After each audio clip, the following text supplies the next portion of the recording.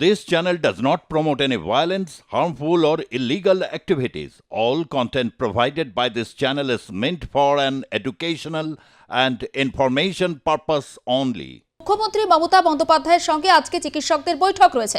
ধনধান্য অডিটোরিয়ামে সেই বৈঠক হবে এবং শহর কলকাতা বটে রাজ্যের বিভিন্ন প্রান্তে চিকিৎসকদের সেই বৈঠকে আমন্ত্রণ জানানো হয়েছে। এবং আরজিকর পরবর্তী সময়ে আমরা দেখেছি যে শিক্ষা ব্যবস্থা, যেমন আগে শিক্ষা ব্যবস্থা নিয়ে প্রশ্ন উঠেছিল, স্বাস্থ্য ব্যবস্থা নিয়েও কিন্তু এবার প্রশ্ন উঠেছে।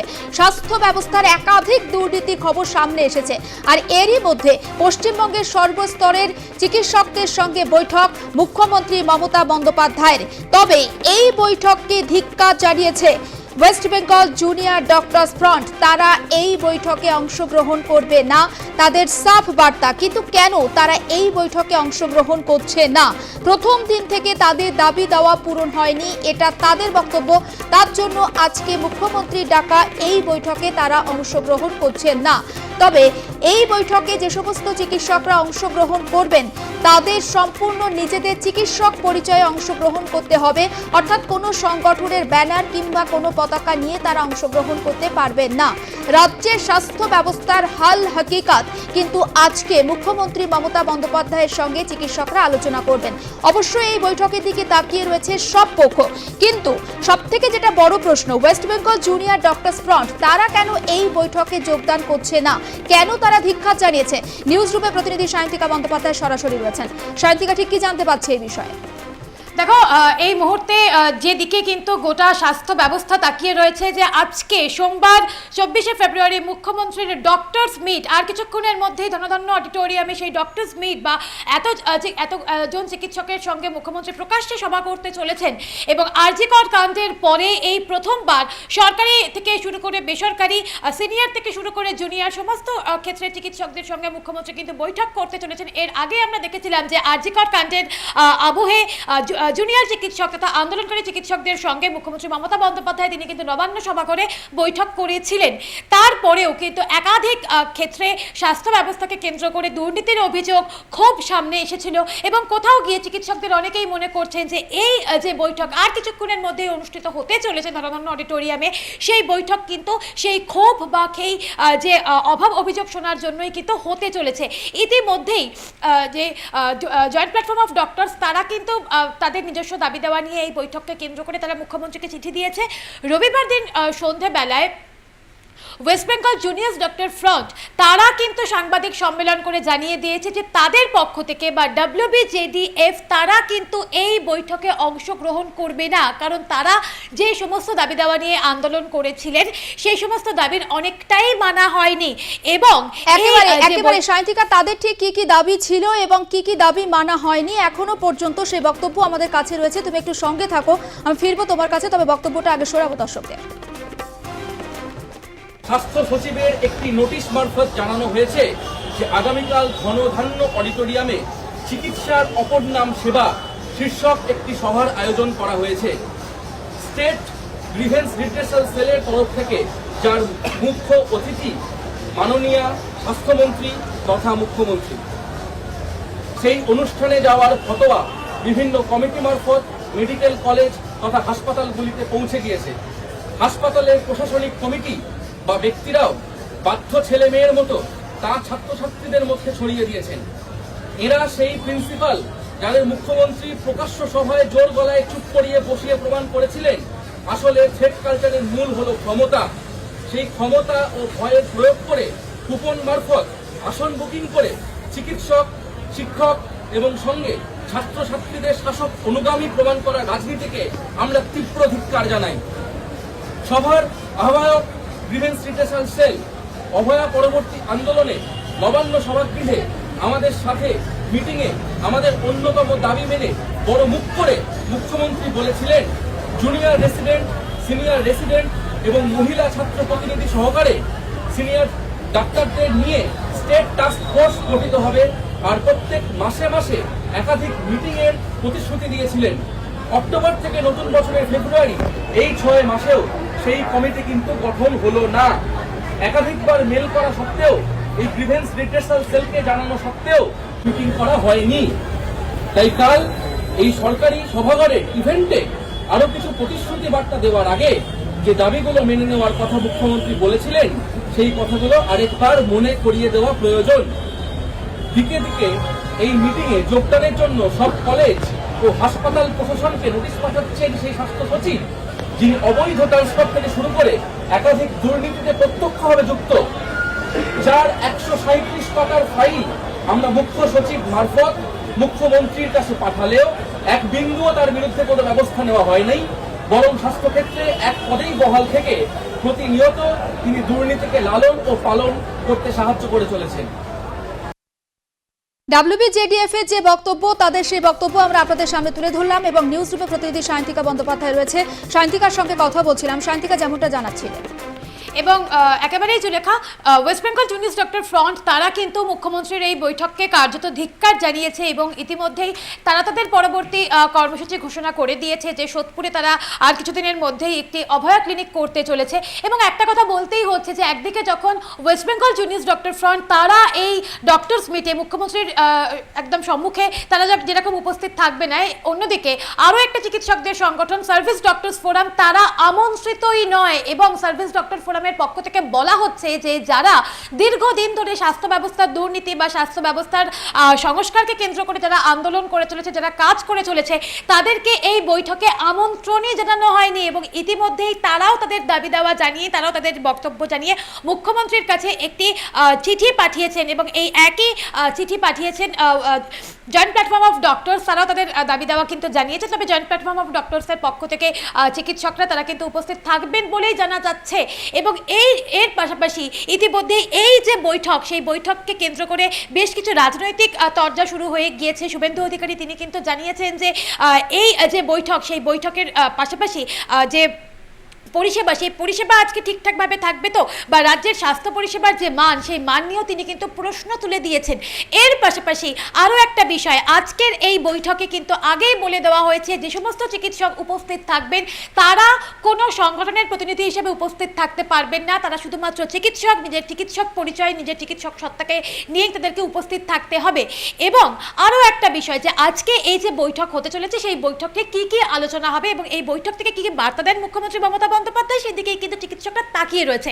এবং যেরকমটা জানতে পারা যাচ্ছে বিভিন্ন চিকিৎসকদের যেটা মত যে এই যে বৈঠক, প্রত্যেকটা হাসপাতালের কি অবস্থা, কোন ডিপার্টমেন্টে কতজন ডাক্তার রয়েছে, এর পাশাপাশি নিরাপত্তা, যে নিরাপত্তা না থাকার জন্য তিলোত্তমাকে কিন্তু ধর্ষণের শিকার হতে হয়েছিল, তার প্রাণ চলে গিয়েছে, তারপর এত বড় একটা ঘটনা ঘটে গিয়েছে, তাই নিরাপত্তার দিকটাও কিন্তু হাসপাতালের নিরাপত্তার দিকটাও আলোচনা হতে পারে। এবং এর পাশাপাশি গ্রিভেন্স অ্যাড্রেসাল সেল তারা কিন্তু এই বৈঠকের আগে বিভিন্ন মেডিকেল কলেজে গিয়ে প্রস্তুতি বৈঠক করেছে।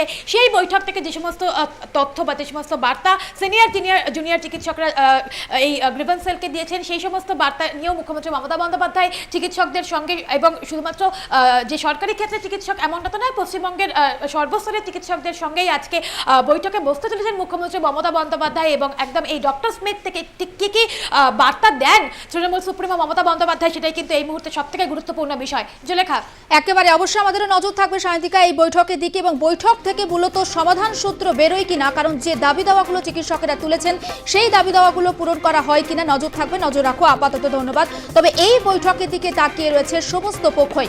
সবে তাৎপর্যপূর্ণভাবে যেটা হলো, WBJDF তারা কিন্তু এই বৈঠককে ধিক্কার জানিয়েছে, কারণ আরজিকর কাণ্ডের পর প্রায় 6 মাস অতিক্রান্ত হয়ে গিয়েছে এবং আমরা দেখেছি যে WBJDF এর যে দাবি দাওয়া ছিল তাদের সেই দাবি দাওয়া পূরণ করা হয়নি। কারণ মুখ্যমন্ত্রী মমতা বন্দ্যোপাধ্যায় তারা যখন স্বাস্থ্য ভবনের সামনে ধর্ণা দিচ্ছিলেন, তিনি সেখানে ছুটে গিয়েছিলেন এবং তিনি বলেছিলেন যে প্রত্যেক মাসে বৈঠক করা হবে, তাদের কি বক্তব্য সেটা তুলে ধরা হবে, নিয়মিত মনিটরিং করা হবে। কিন্তু তাদের সেই দাবি দাওয়াগুলো পূরণ করা হয়নি, পাশাপাশি একগুচ্ছ যে দাবি ছিল সেটাও পূরণ করা হয়নি, তাই জন্য তারা আজকের এই বৈঠকে যাচ্ছেন না।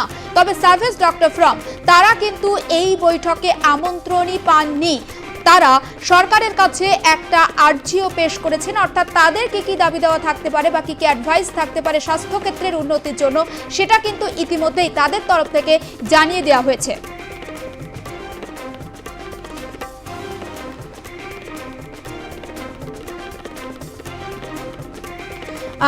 এই মুহূর্তে আমাদের সঙ্গে টেলিফোন লাইনে রয়েছেন ডাক্তার সজল বিশ্বাস।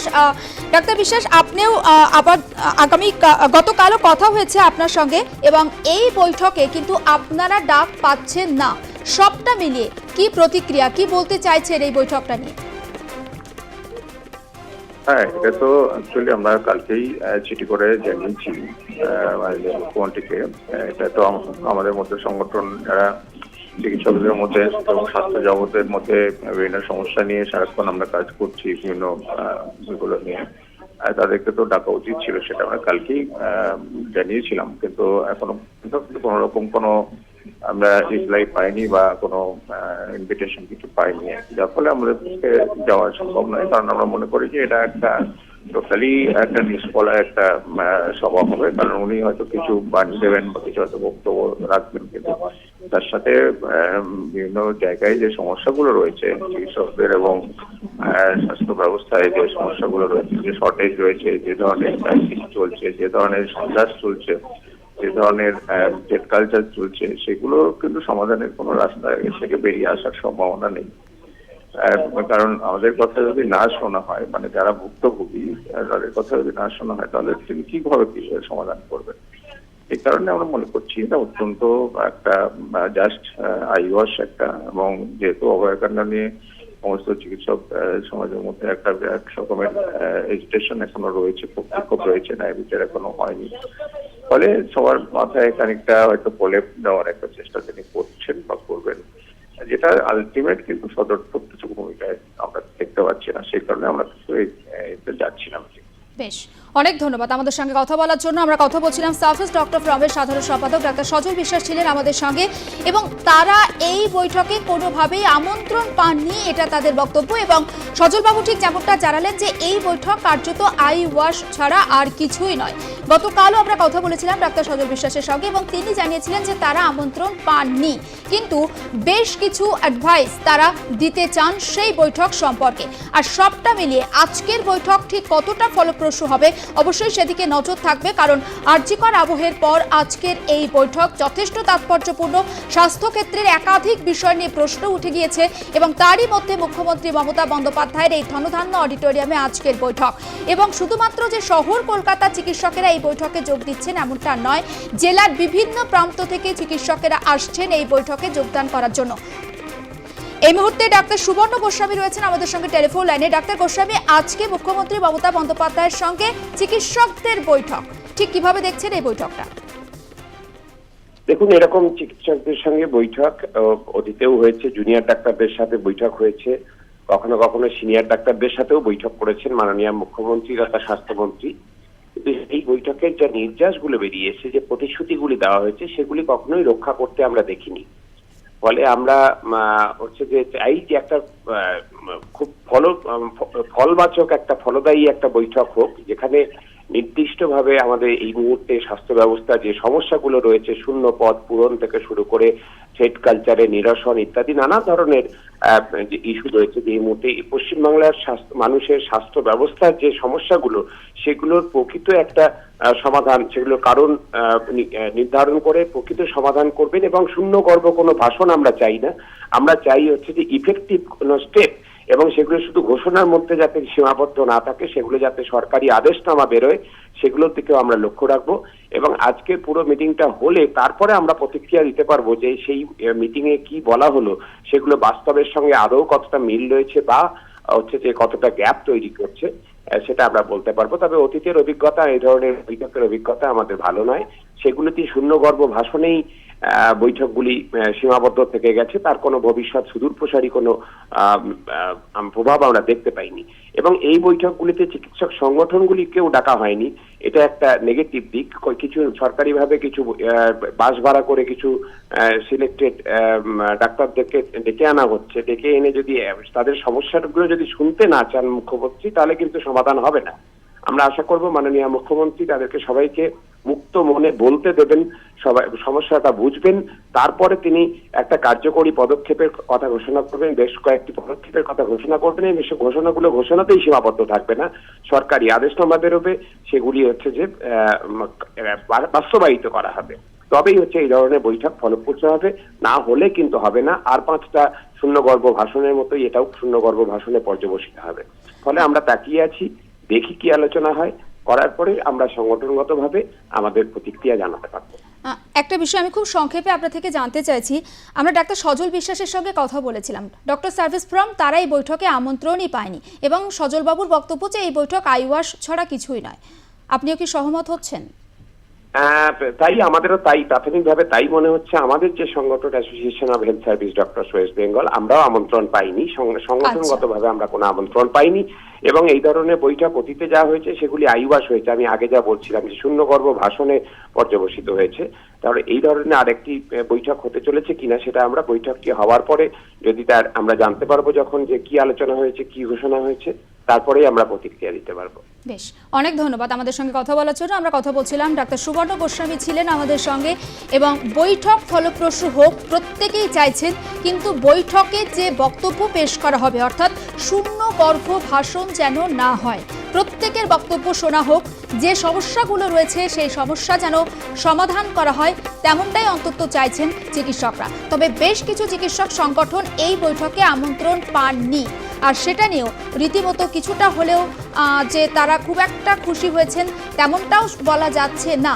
কিন্তু এই বৈঠক থেকে তারা আশা করছেন যে স্বাস্থ্যক্ষেত্রে যে সমস্ত দুর্নীতিগুলো রয়েছে, যে সমস্ত স্বাস্থ্য ব্যবস্থা নিয়ে প্রশ্ন উঠে গিয়েছে, সেই প্রশ্নচিহ্নের অন্তত কিছুটা হলেও উত্তর পাওয়া যাবে।